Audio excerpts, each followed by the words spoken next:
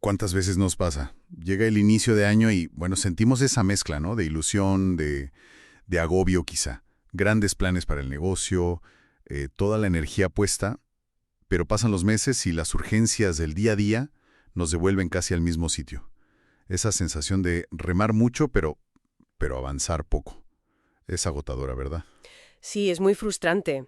Y justo para entender mejor ese ciclo, hoy vamos a analizar a fondo una historia que creo que es muy reveladora.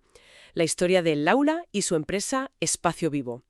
Es un caso que nos comparten para sacar lecciones sobre la importancia de la estructura. Ajá. Aunque los nombres son ficticios, ¿eh?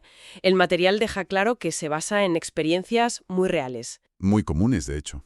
Me parece muy interesante explorar por qué a veces las buenas intenciones y el entusiasmo, que son clave, claro, Indispensables, eso es, pero no bastan. exacto.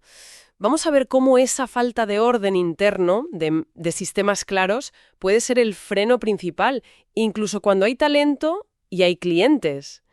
El objetivo es desminuzar esta experiencia, pues para entender por qué poner orden en casa es el paso fundamental, antes de pensar siquiera en crecer. Pues entremos en materia con Espacio Vivo.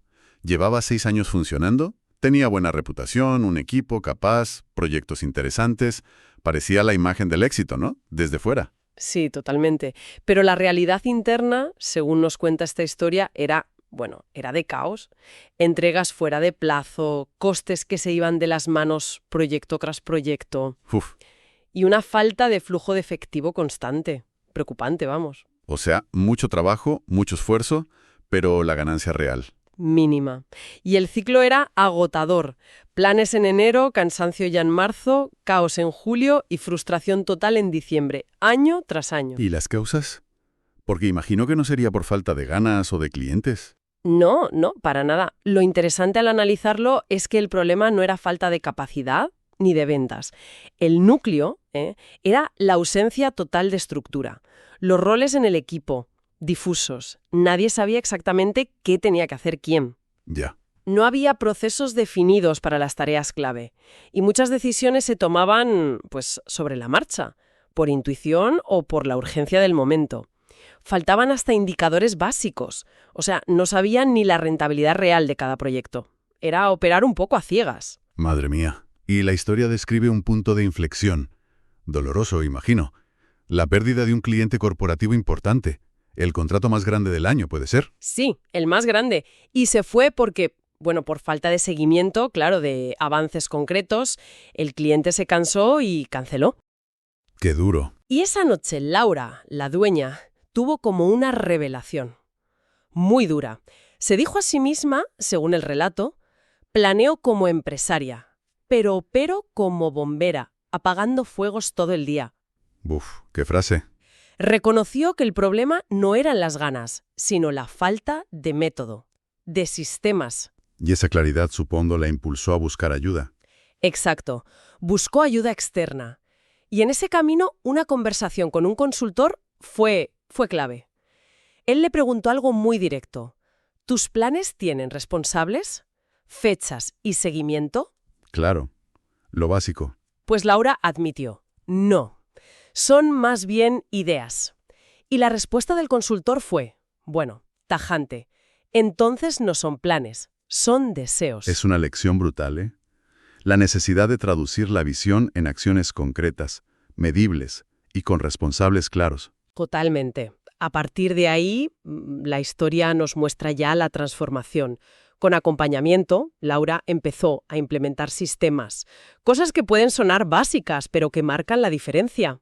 ¿Cómo qué, por ejemplo? Pues mira, tableros de control, estas herramientas visuales para seguir los avances, definición clara de roles y responsabilidades, por fin. Ajá. Y revisiones semanales centradas en métricas, no solo en cómo vamos o sensaciones. Adoptó esa filosofía de primero ordenar, luego crecer. Tiene todo el sentido del mundo. Y los resultados que se describen son notables.